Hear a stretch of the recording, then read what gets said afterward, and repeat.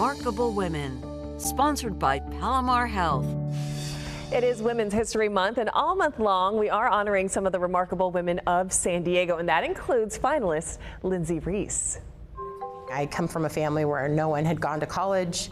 I didn't know how to navigate the whole college system. I went through community college and then through university, and I really saw a part of myself in the students I was serving. And because of her family story, Lindsay Reese wanted to grow up and become a college professor to help teach and inspire others to reach their educational goals. Fast forward several years, and Lindsay is now the superintendent of Learn for Life High Schools in San Diego, a charter school. She has been a part of touching the lives of more than 40,000 students in San Diego since 2009. These students have been through so much, and sometimes, unfortunately, they get labeled as, difficult. And rather than just giving up on them, Lindsay sees this as an opportunity to come in and help. What we do is almost like an ICU unit.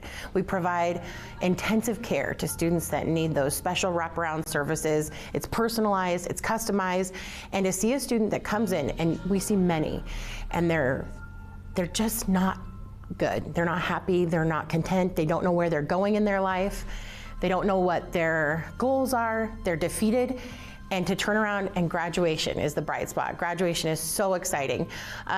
You see this child that came in maybe one way and is leaving with confidence and a purpose. They leave with the tools they need to build a life for themselves and their families, most of them being the first in their family to do so. We want to be the trampoline under the crack that bounces them back up and gets them out of the crack. Nothing more rewarding for her than to watch them on their graduation day, surrounded by their family and friends, holding their heads high and proud they did it. When kids are successful, the whole entire community is successful. So anything that I could do in advocacy work or legislative work to help making schools like this an option for students is really where my heart and my passion is. Well, Lindsay joins me in studio now. First of all, well, congratulations on being one of the finalists for San Diego's Remarkable Women. I'm so honored. Oh, so I know that was the first time you've seen that. Made you a little emotional. Yes. I saw the pictures in the background of all your graduates, and to see all the blue caps and gowns, that's a lot of lives that have been changed. How does that feel like? I feel incredibly honored to do the work that I do. When I started out in my career, I thought I was going to be a college professor. I really never thought that I would be involved with high school students and to make a difference in their lives at such a critical moment when, frankly, many of our students, they're at a cross in the road and they could go one direction or the other. And we have amazing teachers and leaders who help get them on the right track where they're successful. They're proud of themselves, they have confidence, they have skills that they can identify, and they're able to go out into the world and be successful contributing members. And like you said, it's because people like yourself, your teachers and your team decided not to give up. We do not give up on our students. We always say, they're gonna have to leave. We're never letting them go. We're never giving up on them. We will exhaust every resource, every community partnership that we have, every ounce of energy that we have to help them be successful in our program. We're committed through and through, and we just need them to show up. That's what we tell them. Just show up, we'll do the rest. Come to the school. For many of our students, they'll tell you the only loving experience or relationship they have oftentimes is that adult at our school who's caring for them, asking how they're doing. Many of our kids are struggling with tons of barriers like homelessness, mental health issues, fractured families, and we're just thankful to be the ones that are able to provide some extra love and encouragement and stability. Well, here's the thing, because you're the superintendent of Learn for Life, but you take a look at a career and you put that beside passion, because it's somewhere in the middle. Because for you, as you're talking, I can tell this is not just a career. No. This is something that you absolutely love to. This is your calling. This is 100% my calling. My husband often says that I'm so lucky to have something that I'm so passionate about that I get to call my career. I live for this. I live for the work that we do and the students that we help. I really do feel like in many cases we're saving lives with the work that we do.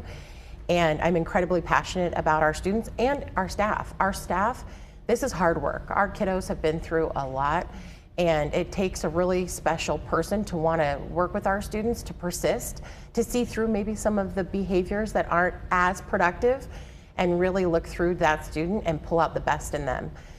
We've had parents, one of the proudest things I'll say is we have parents that say in our program, after their student's been with us for years, and they say, what did you do to my child? And we're like, what do you mean?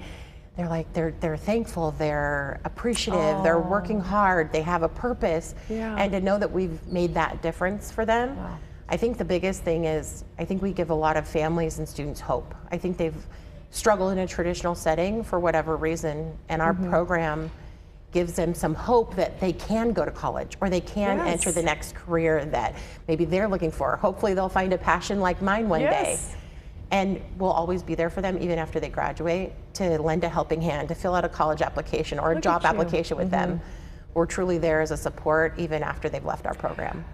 Well, I know that we're coming to an end on our little talk here, but I do have to ask before I let you go. You were named one of the finalists. How does that feel? Because something that I have sensed in just talking to you and all the other women that I've talked to, there is a sense of humbleness. There's a humility. There's nothing very like, oh, of course, like I'm supposed to be this remarkable woman. And I think that's probably the best thing about you all. I'd be lying if I said it's not a little embarrassing. I don't feel like I'm a remarkable woman. I feel like I have a remarkable team that I get to support. We have remarkable children that we get to serve.